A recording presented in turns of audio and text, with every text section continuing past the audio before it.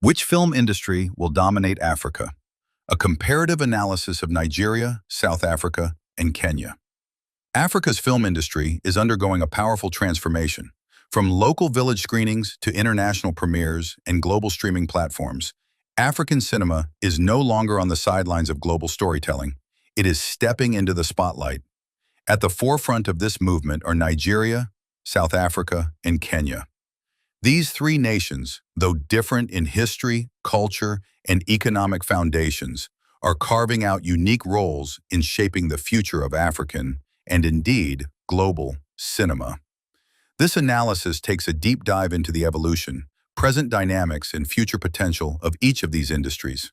While Nigeria's Nollywood commands attention with its unmatched volume and deep cultural resonance, South Africa leads in production quality and infrastructure, and Kenya is quickly emerging as a nexus of innovation, youth, and digital creativity. Together, they are not just competing for dominance, but are creating a collective force redefining African storytelling. Nollywood, Nigeria's globally recognized film industry, didn't begin with institutional support or massive investments. Its roots trace back to the early 1990s, born out of necessity and entrepreneurial grit. With Living in Bondage, 1992, a film shot on a shoestring budget and distributed directly via VHS tapes, Nollywood tapped into a goldmine of stories that reflected everyday Nigerian life, blending tradition, religion, love, betrayal, and survival. What began as grassroots entertainment for local audiences quickly morphed into a pan-African phenomenon. The low-cost, high-output model made film production accessible to many, giving rise to thousands of filmmakers across Nigeria. Today, Nollywood produces over 2,500 films annually, making it the second most prolific film industry in the world by volume after India's Bollywood. But it's not just quantity, quality is on the rise. Films such as Lionheart 2018, The Wedding Party 2016, and King of Boys 2018 have enjoyed global distribution and critical acclaim, particularly on platforms like Netflix, Amazon Prime, and YouTube. Thematically, Nollywood has expanded from traditional family dramas to thrillers, political commentaries, and films tackling social issues like human trafficking, corruption, and gender-based violence. Yet challenges persist.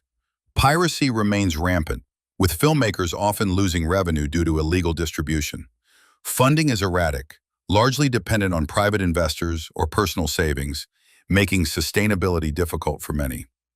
Moreover, Nollywood's distribution is still largely informal.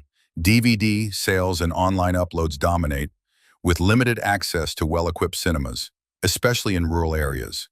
However, the tide is turning. Increased collaborations with international studios, government initiatives to curb piracy, and the growth of streaming platforms are providing the infrastructure for Nollywood's global expansion. If these trends continue, Nigeria will not only retain its dominance in output, but will also elevate its global standing in cinematic quality and narrative power.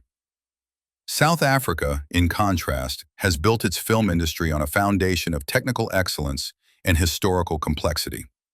Film in South Africa dates back to the early 20th century, often used as a propaganda tool during colonial and apartheid eras.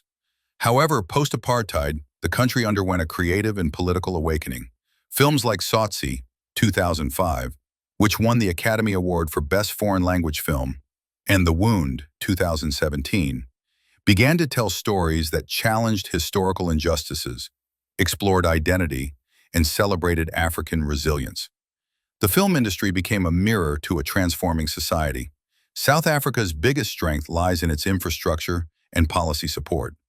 With institutions like the National Film and Video Foundation, NFVF, generous government rebates for local and international productions, and world-class facilities such as Cape Town Film Studios, the country has become a go-to destination for international filmmakers. Major Hollywood productions including Avengers, Age of Ultron, Mad Max Fury Road, and Blood Diamond were partly filmed in South Africa, drawn by both the technical capability and the striking natural landscapes. However, while South Africa excels as a service hub for global cinema, its local productions still face several hurdles. Foreign films often dominate local screens, crowding out indigenous stories. Access to funding is uneven, particularly for Black or historically disadvantaged filmmakers, and despite government support, the pipeline from script to screen can be long and bureaucratic. Nevertheless, the country is increasingly embracing new technologies like AI in pre-visualization, virtual sets, and remote post-production, keeping it at the cutting edge of global filmmaking trends. South Africa's future in cinema lies not only in attracting foreign projects, but in telling more homegrown stories that resonate both locally and globally. Kenya's film industry is the youngest of the three, but is quickly becoming a hotbed for creative experimentation and youthful storytelling. For decades, Kenya's cinematic voice was stifled by colonial censorship and state-controlled broadcasting. It wasn't until the emergence of Riverwood in the 1990s, a low-budget, high-output filmmaking ecosystem enabled by VHS technology, that local stories began to flourish. Riverwood laid the groundwork for what is now an energetic and tech-driven film scene. In the last decade, Kenya has produced films that have earned critical, international acclaim and challenged the status quo. Rafiki, 2018, directed by Wanuri Kahiu, broke boundaries by becoming the first Kenyan film to screen at Cannes, despite being banned locally. Supamoto, 2018, a heartwarming story of a terminally ill girl who dreams of becoming a superhero, received widespread acclaim at festivals around the world. These films not only showcase Kenya's storytelling prowess, but also the boldness of a new generation unafraid to address sensitive or taboo issues. Kenya's strengths lie in its youthful population, increasing access to digital technology, and a strong foundation in mobile and social media engagement. Nairobi has become a hub for digital creators and YouTubers who are building audiences beyond traditional cinema. The rise of locally produced content on platforms like Showmax and Netflix, including the political drama Country Queen, signals a shift toward long-form, high-quality storytelling. Kenya's scenic landscapes, from the Rift Valley to coastal Lamu, also make it a popular location for international productions, including Sense8, The Constant Gardener, and Tomb Raider.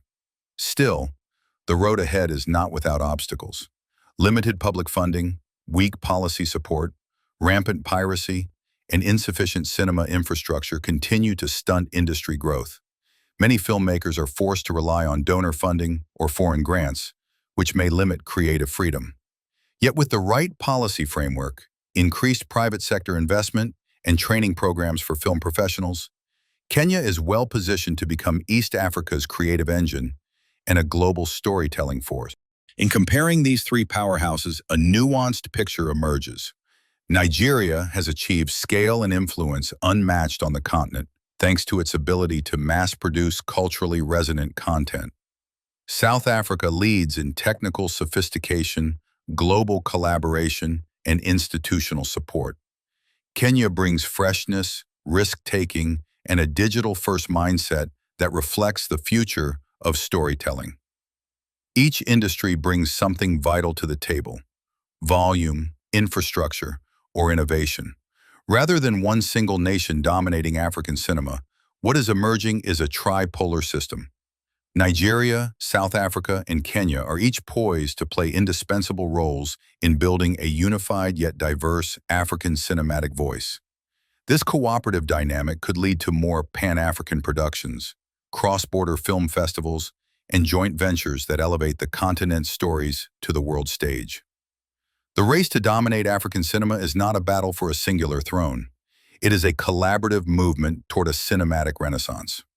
Through partnerships, mutual support, and a shared commitment to authentic African storytelling, these three nations can lead not only Africa, but contribute meaningfully to the global cultural conversation. African cinema's future is not just promising, it's already unfolding. Which film industry do you think will dominate in future? Let me know in the comments below. I'd love to hear your thought. If you found this video helpful, don't forget to like and subscribe. Thanks for watching.